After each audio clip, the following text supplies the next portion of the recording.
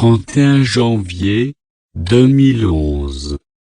Et, Big John, mon premier souvenir impliquant le gang est de toi, Johnny, le jour où tu m'as arrêté alors que je traversais la cour de l'école de Marshall Junior High en direction de la bibliothèque.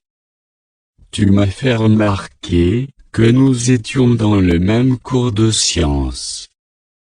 Pour le prouver, tu m'avais rappelé qu'Eddie était également dans la classe et qu'il s'était porté volontaire pour saisir l'arc électrique entre les deux tiges à haute tension, dont le professeur de sciences faisait la démonstration. Tu m'as demandé si je jouais au basket, ce que je n'ai pas fait. Et tu m'as proposé de m'enseigner au Boys Club sur Main Street. Tu m'as alors expliqué que tu venais de terminer ton cours de musique sur la clarinette, que tu m'as montré. Tu m'as dit qu'Eddie et toi aviez un groupe, et que vous vous entraîniez souvent au Panama Street chez toi, ou dans la rue où ça a changé pour Ryan Street chez Eddie. J'ai finalement accepté l'invitation et écouté le groupe, une décision qui allait changer ma vie de manière significative. Mais nous avons commencé par le basket. Je ne pouvais pas estimer combien de fois nous avons fait la longue marche jusqu'à Main Street, pour nous rendre au Boys Club afin que tu puisses m'apprendre à jouer. Aussi fort que tu as essayé de me le montrer, je n'ai jamais pu réussir le jump shot. Puis, sur le chemin du retour, nous nous arrêtions à la pharmacie pour un cherry coke et peut-être un chili dog. Mais pour les meilleurs chili dogs, nous prendrions le bus du centre-ville et nous rendrions à James Cone Island. Souvent, je venais chez toi, et je traînais, à moins que tu et les gagniez une session de groupe, auquel cas, j'écoutais et j'admirais. C'est au cours de ces premières visites pour entendre le groupe jouer, que j'ai eu le privilège de rencontrer Bob et George.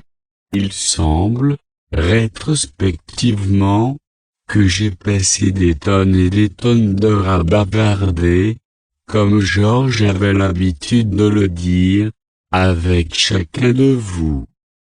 Sans parler des heures et des heures consacrées aux sessions de groupe, aux sorties au lac, à la pêche, etc. Mon cher ami, tu as été la clé de toutes mes expériences avec le gang. En m'étendant ton amitié ce jour fatidique à Marshall, tu m'as changé en mieux. De cet acte unique d'amitié, j'ai maintenant tant de précieux souvenirs. En me fournissant ce lien initial avec les activités des créateurs de musique du Panama Street, tu m'avais ouvert tout un monde de délices. Je me demande souvent à quel point ma vie serait différente aujourd'hui si tu n'avais pas fait l'effort de m'engager dans la conversation alors que je traversais la cour d'école de Marshall Junior High. Peut-être que nous serions devenus amis de toute façon, et peut-être que tout aurait tourné exactement de la même manière. Mais probablement pas. Je dois souligner que c'est tu qui m'as si gentiment tendu la main. C'est un point important. J'étais si timide et réservé de nature, que je serais probablement passé devant toi la tête basse, pour éviter d'avoir à penser à quelque chose d'approprié ou de cool à dire. J'étais socialement incompétent même alors. Je me demande si peut-être as-tu reconnu cela à mon sujet, si peut-être as-tu choisi de parler en premier parce que tu peux dire que je ne prendrai pas ou ne pourrai pas prendre l'initiative. Je n'imagine pas que tu te souviendrais bien des années plus tard de ce que tu pensais réellement à l'époque, puisque l'incident lui-même n'était probablement pas grave pour toi. Mais, rétrospectivement, c'était très important pour moi. Merci beaucoup, John, pour cet acte de gentillesse, pour m'avoir ouvert cette porte, pour les cours de basket, pour m'avoir encouragé à apprendre la trompette, pour les années passées à partager la musique avec moi et pour les années passées à toucher.